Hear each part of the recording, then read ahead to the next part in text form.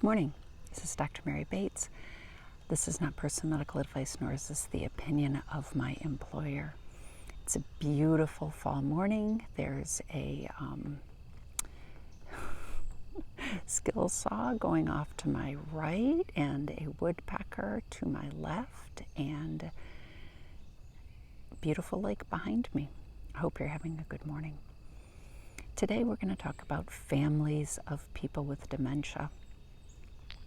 And it's often hard to convince families that a patient has dementia. There are a number of things make this difficult. One of the things that makes this difficult is that I am not allowed to talk with family members about a patient unless I have the patient's permission. So some patients will not grant that permission, and that's obviously a bigger challenge. We'll talk about that a little bit more tomorrow. It says challenge, there ain't no way around it. Unless I think the person's life is, someone's life is immediately in danger.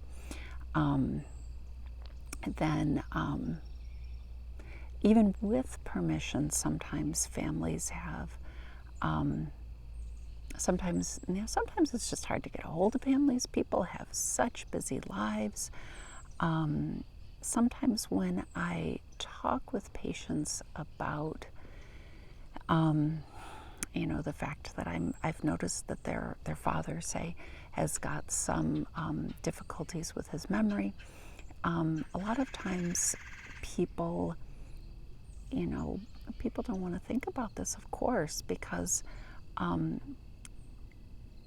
for lots of reasons. One is it's just not a pleasant thing to think about, that all of the unpleasant things that sometimes happen to people with dementia might be happening to someone you love in the future, and that they might need the kind of support that people with dementia often need.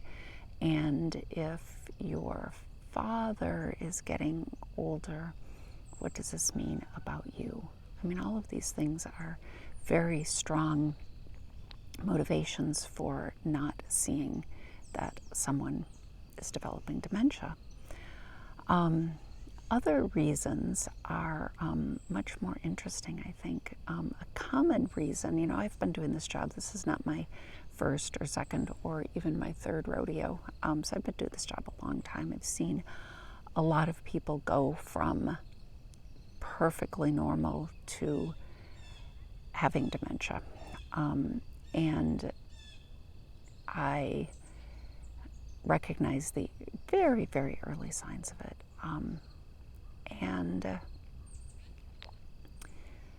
Sometimes these signs look like, your whole family's gathered around, multi-generations gathered around, the table at Thanksgiving or whatever.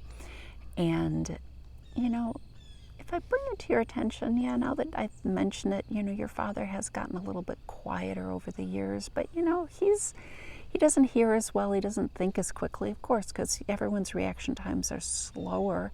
And, the kids make references to, rap stars that he doesn't know. So, okay, this all makes sense that he's not going to participate quite as much in the conversation as he used to. And that can be a totally normal thing as people age. It can also be an excuse we make. Then combine that with, so you're all sitting around the table and, your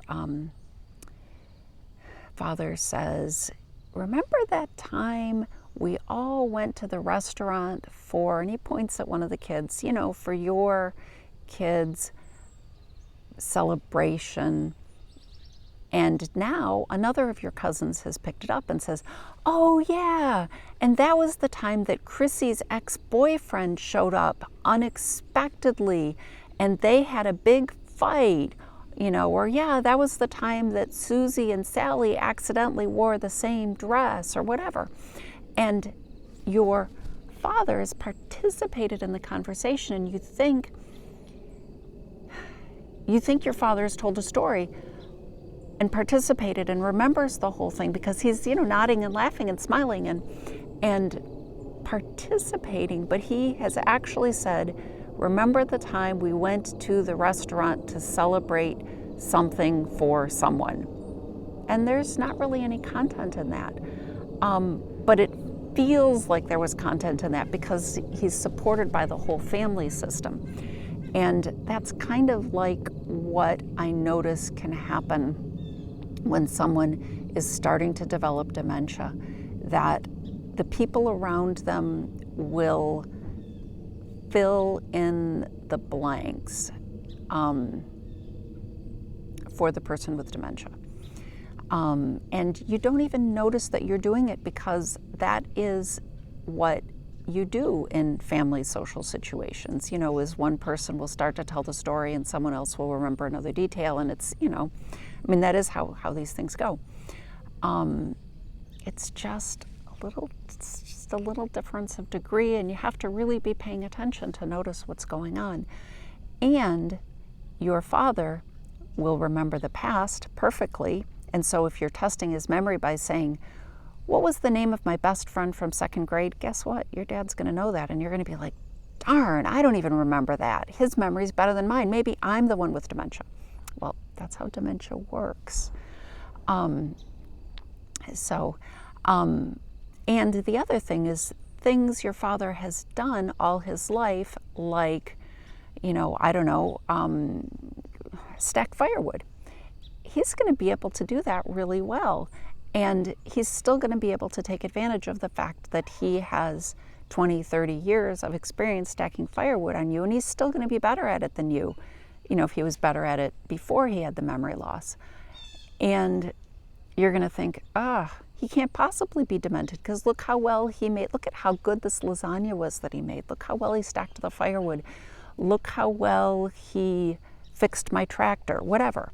Because these are things that he knows how to do and are, you think of them, a simple example of this kind of thing, you think of them as like something almost that's, well, they're things that he's good at.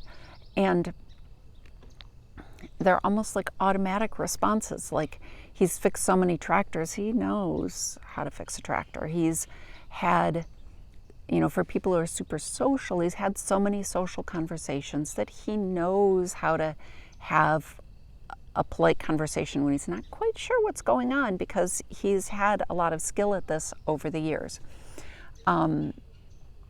So that's another fooler about dementia for families. If you already don't want to see the dementia, these things will help obscure it further. One more thought I wish to share with you about dementia today, and that is I was leaving work yesterday and I stopped in to say goodbye to some of the nurses that I hadn't seen all day. I hadn't seen actually in a couple of weeks because I've been on vacation, so I stopped in to say hi to them and I interrupted them in the middle of a conversation and I had no idea what was going on, and they said one sentence from the conversation. And you know how sometimes when you interrupt a conversation and you hear one person say one thing, if you know the people well, you know what's gone on beyond, you know what's gone on for the previous several paragraphs, and you can just say something that's going to flow right in with the conversation, even though you really have no real idea of what's going on. And if what can happen to you is what happened to me, where the person can say one thing and it can just not make sense.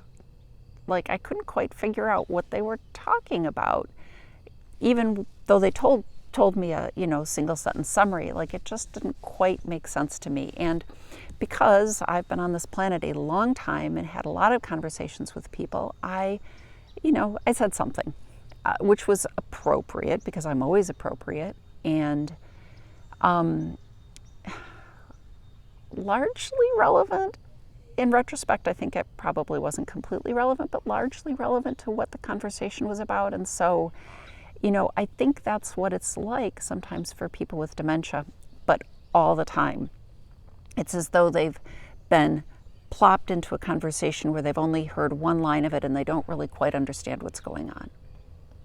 So I'm thinking about that as a model to have inside of my head for what it might feel like to people with, fairly early dementia. So it's a thought. Maybe this will help you think about it too. All right, thank you for listening, and enjoy the day.